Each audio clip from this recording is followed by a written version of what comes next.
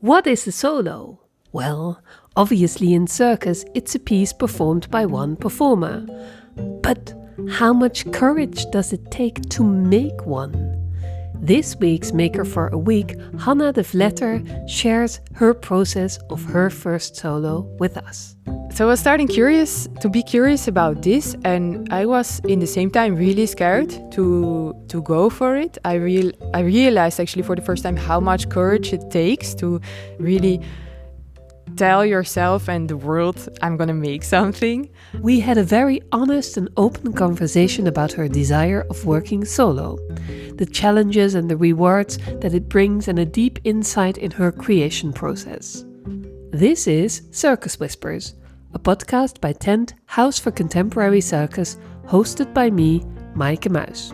I met Hanna in CC Amstel, a wonderful black box theatre within a library building in the south of Amsterdam. She has a very bubbly, energetic personality and energy, and our conversation jumped organically from one topic to another. But first, who's Hanna? I'm Hanna de Vletter.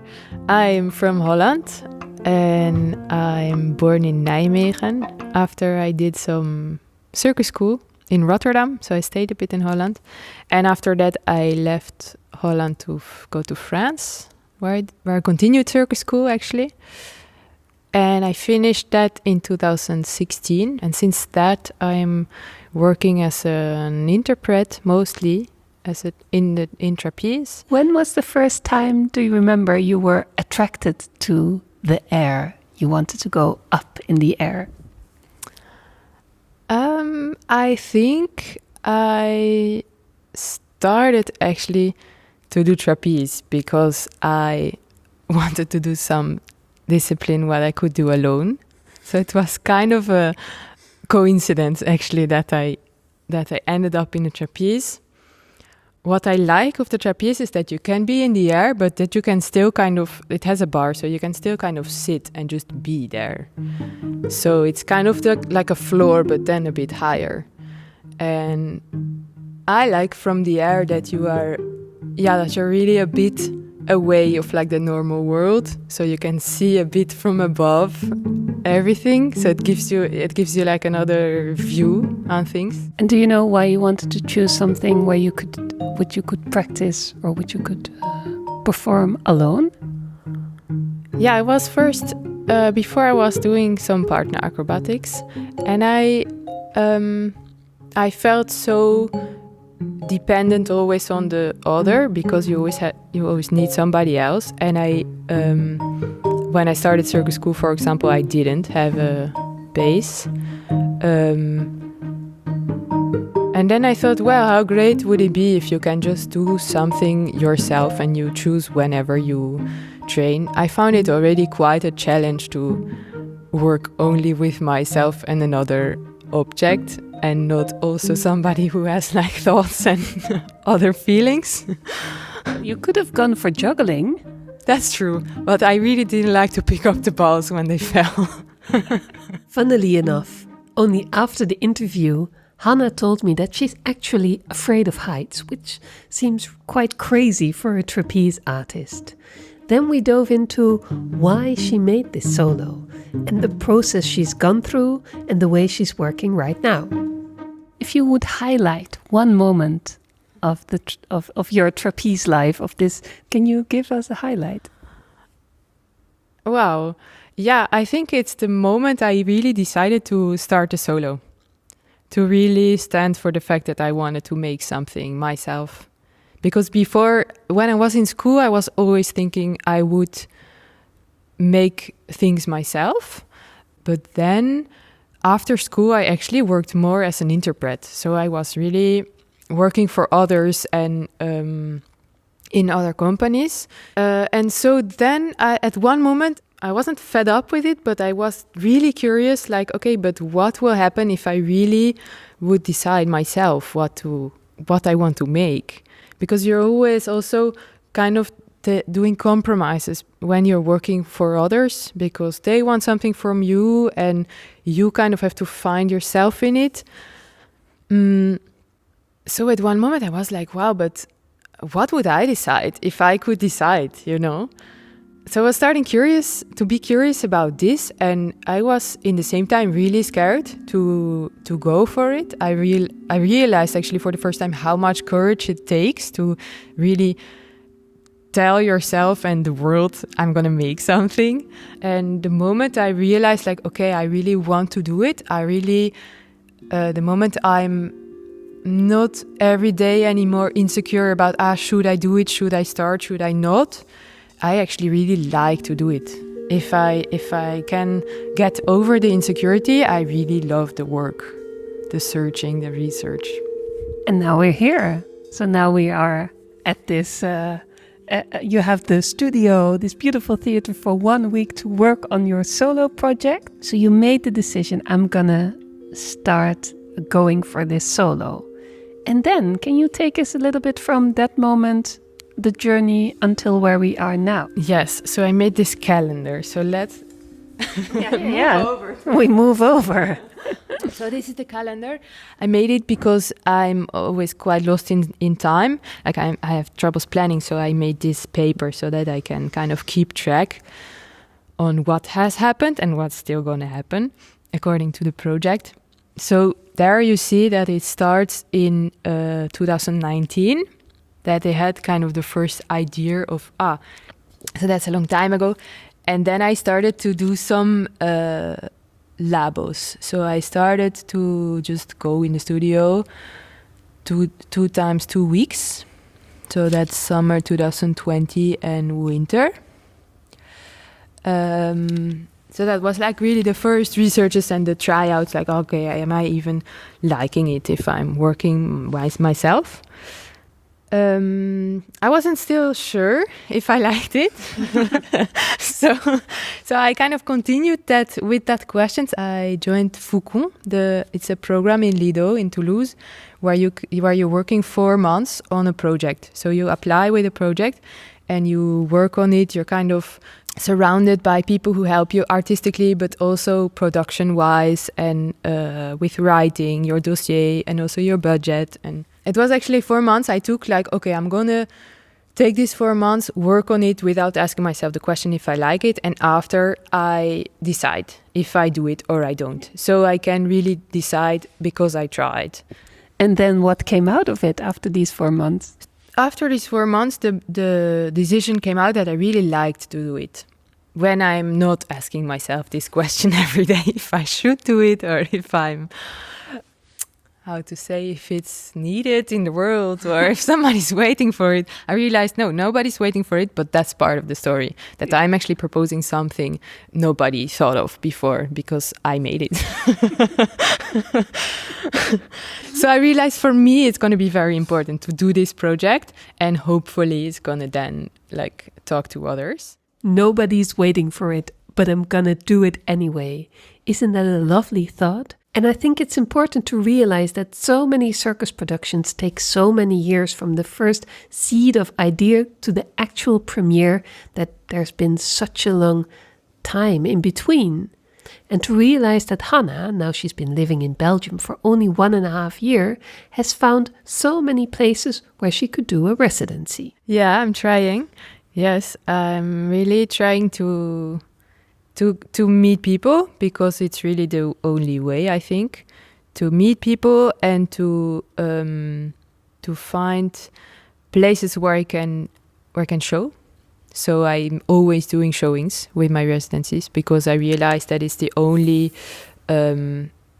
way actually that people are getting to know you, that they see what you do and then they are either inviting you for another residency or... Yeah, your work doesn't really translate to paper. You really need to see it live. I think so, yeah.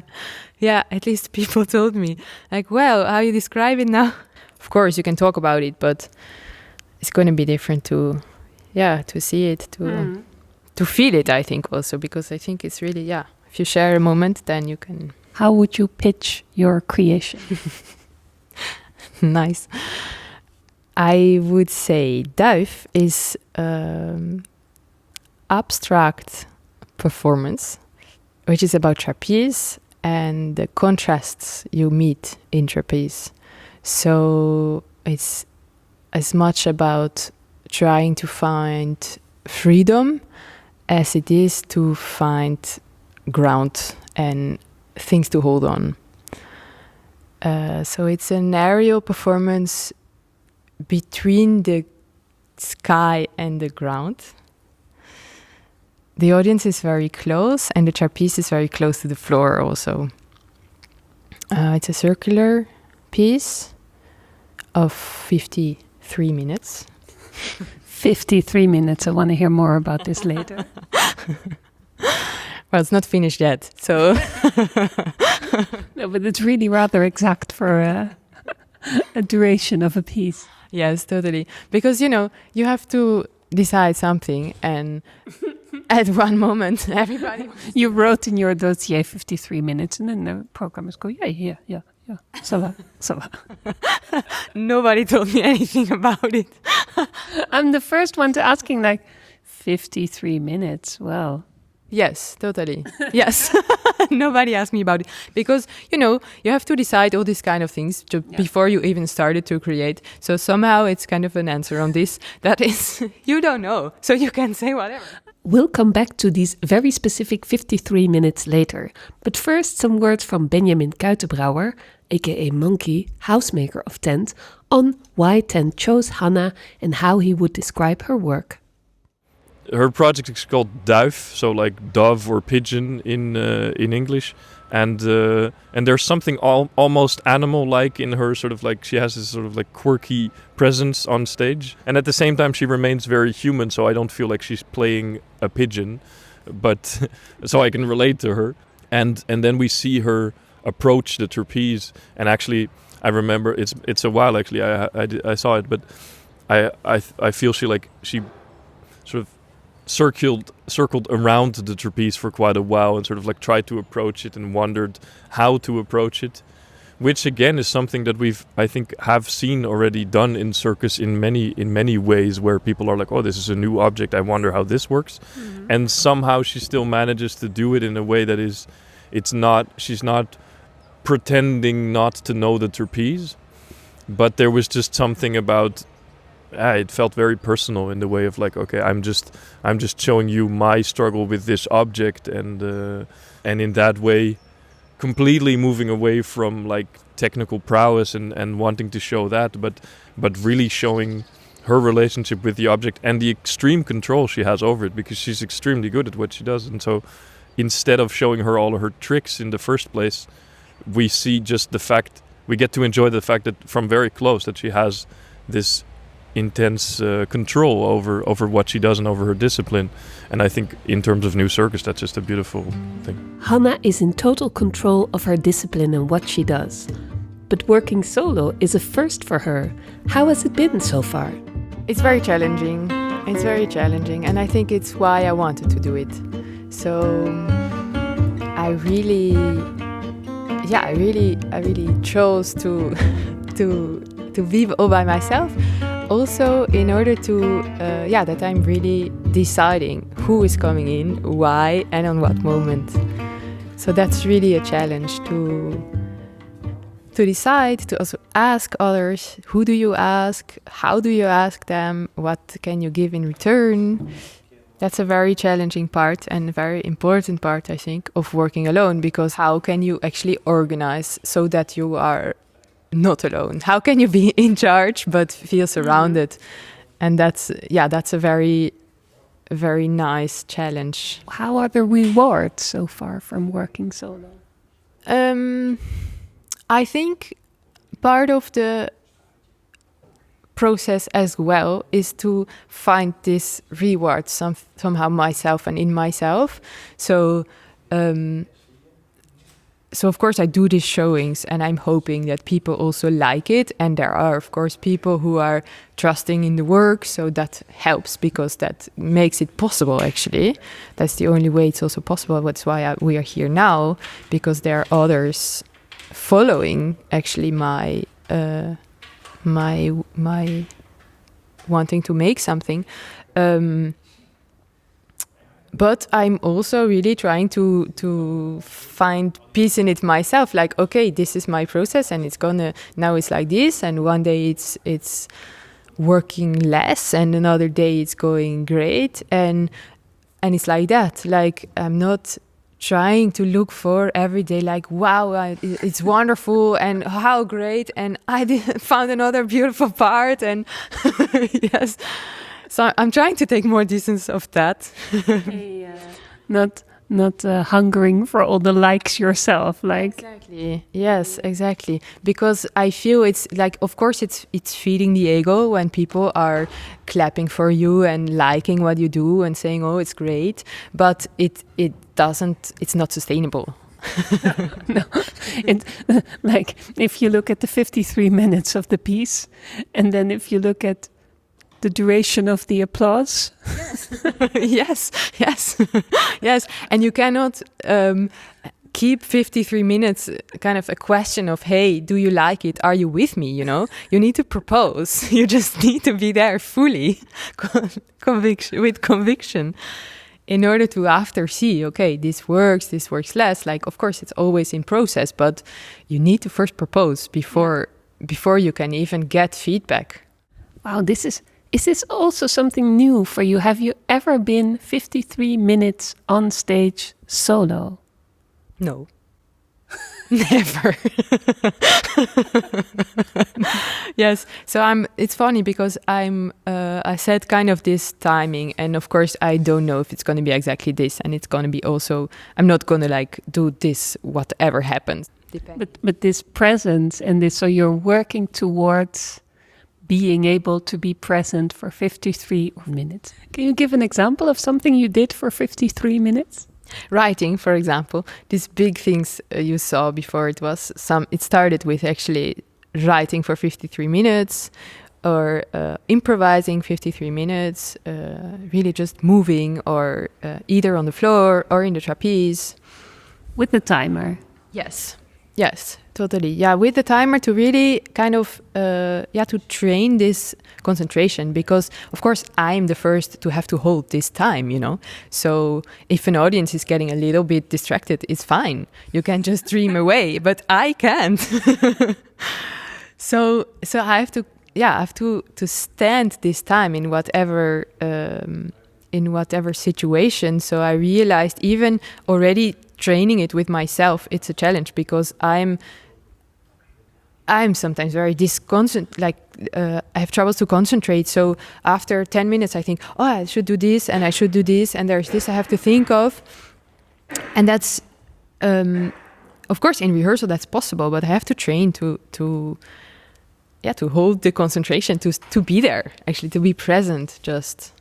It is rather hard, like for anyone in this time. Like it's a disease of this time, the lack of concentration for all of us living in this world, right? How has it been? Do you feel improvement in holding the time? Like now you train it? Yes, I feel improvement. I also get way more conscious that time when I'm losing concentration or when I'm distracted. So that's nice. It's also confronting, because indeed what you say, I feel I'm very distracted all the time. And I'm also finding ways, I think, how to come back, how to connect again, because of course I am gonna be distracted sometimes, and even on stage, like it's there's so much happening and there's so many people there. When you're alone, you can be distracted with others around you. In a way, it's very focused because everybody's looking at you, so you are kind of more forced to. There's more urge to be there, so it helps. But in another way, there's also moments I'm distracted. So it's also like how to come back, how to refocus, how to also guide your thoughts, because sometimes you're gonna go in some kind of spiral. You think, oh God, they don't get it, they don't like it, they don't like me, what am I doing here, you know? But you have to somehow overcome that. Yeah, you can't. Yeah, the other option is leaving the stage, right? Yes. And that's actually not really an option. Yes, it's leaving the stage, and for me until now it was not even starting, you know. So, so it's wise, the challenge to just be there and be with whatever there is. And it's what I like, actually, because it's what live performance about for me, to just be there with what there is. And that can be great and nice. And sometimes it's hard and complicated. But if we can live it together, like if we can connect in that, that's something powerful, I think. The power of being with what there is. That's the power of live performing arts. We have to wait till the 16th of December to see this power of Hanna live. In the meantime, I asked her if she had a piece of advice for other makers. Yeah, I would advise people to really try to find their own rhythms. To really, I wrote a quote. I will read it to you. It's in Dutch, actually, so maybe I have to translate it. But the whole... No, read it in Dutch first and then we translate it later. Yes, oké. De gehele cultuur vertelt je dat je moet opschieten, terwijl de kunst je vertelt om de tijd te nemen. Luister altijd naar de kunst. So the translation is the whole world, I would say, is telling you to hurry up. But the art is telling you to take your time. Choose the art. Hanna definitely chose for the art and took her time. I can't wait to see the full 53 minutes of Duif. This was the 6th episode of the 3rd season of Circus Whispers.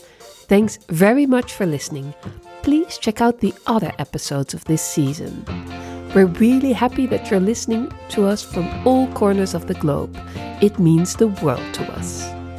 Circus Whispers is a production of Tent, House for Contemporary Circus, hosted, produced and edited by me, Maaike Muis. Big word of thanks to Hanna de Vletter, Benjamin Kuitenbrouwer, Ruud Verraas, Jayet Metin and the team of Tent.